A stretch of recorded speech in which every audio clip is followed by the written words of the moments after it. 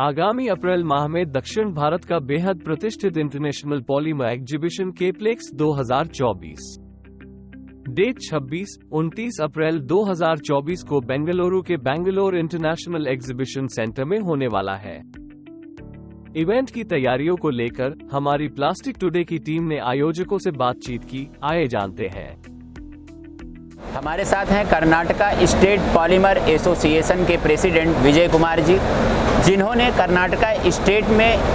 Polymer industry को आगे बढ़ाने के लिए एक बड़ा योगदान दिया है और लगातार उन्होंने कर्नाटका में प्लास्टिक इंडस्ट्री के तमाम इंडस्ट्रियलिस्ट को एकजुट करने में एक बहुत बड़ी भूमिका अदा की है। आइए बात करते हैं विजय कुमार जी से। अभी जो केप्लेक्स का आयोजन होने चल रहा है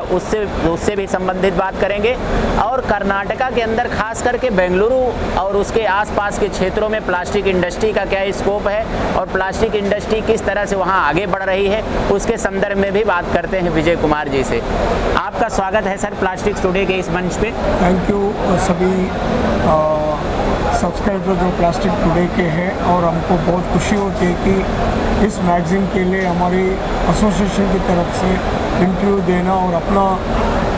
राज्य का जितना भी पॉलीमर के बारे में जो प्रगति हो रही है उसके बारे में हमारा जो विचार को सभी लोगों के पास पहुंचाने के लिए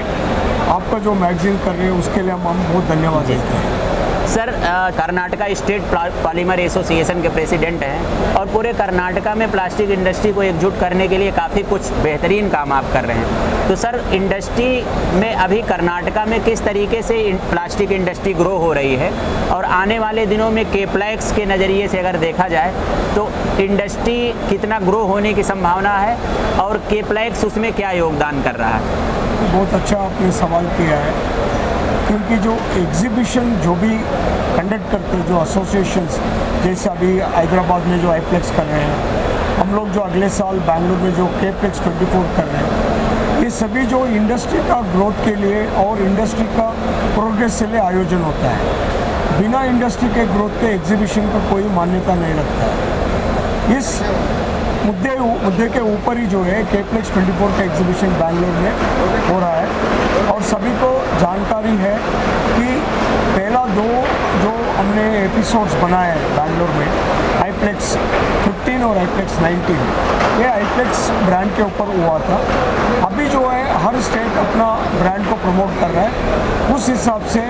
कर्नाटका और केरला दोनों मिलकर हम लोग केप्लेक्स ब्रांड को प्रमोट कर रहे हैं। और जो केप्लेक्स 24 जो है हमारा जो कन्वीनर टक्कर साहब ने जो जैसे बताया आप लोगों को कि हम लोगों का जो इंटेंशन है, सारा इंडस्ट्री जो सर्कुलर इकोनॉमी में जो प्लास्टिक को जो यूज़ कर रही है, सभी को इकट्ठा लेके इंडस्ट्री का ग्रोथ देखने का जो हमारा एक इच्छा है, उसी थिंकिंग के ऊपर हम लोग ये जो केप्लेक्स 24 ऑर्गेनाइज कर रहे हैं। जी, प्लास्टिक इंडस्ट्री के लिए बेंगलुरु और आसपास के क्षेत्रों में किस तरीके की अपॉर्चुनिटी है?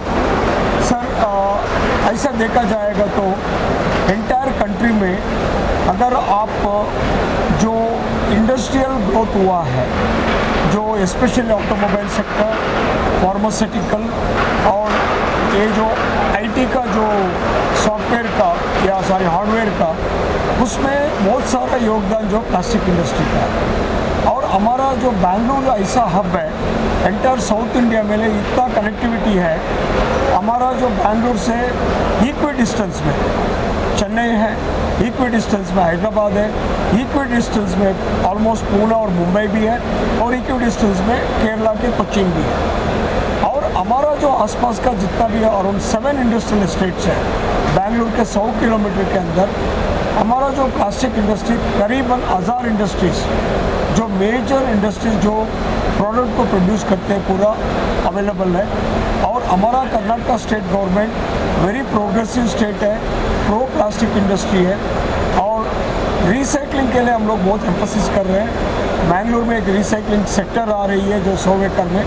ऑलरेडी हमारा जो गवर्नमेंट के साथ में जो बातचीत चल रही है हमारा एसोसिएशन से, हर इंडस्ट्रियल एस्टेट में जितना भी अभी वेकेंट लैंड्स है, अभी हम लोगों ने एक प्रपोजल दिया है कि 5 एकड़ कम से कम रिसाइकल इंडस्ट्री को रिहेबिलिटेट करने के लिए अलॉट करने की बातचीत हो रही है। वो ऑलमोस्ट फाइनलाइजेशन आ गया है, ओनली लैंड का जो आइडेंटिफिकेशन चल रहा है KEDB से। सो इस हिसाब से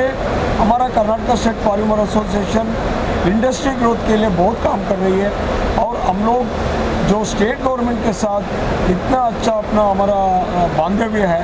जो भी हम लोग प्रपोजल लेके जाते हैं या सुझाव लेके जाते हैं, हमको अच्छा रिस्पांस गवर्नमेंट से मिल रहा है। जी जी,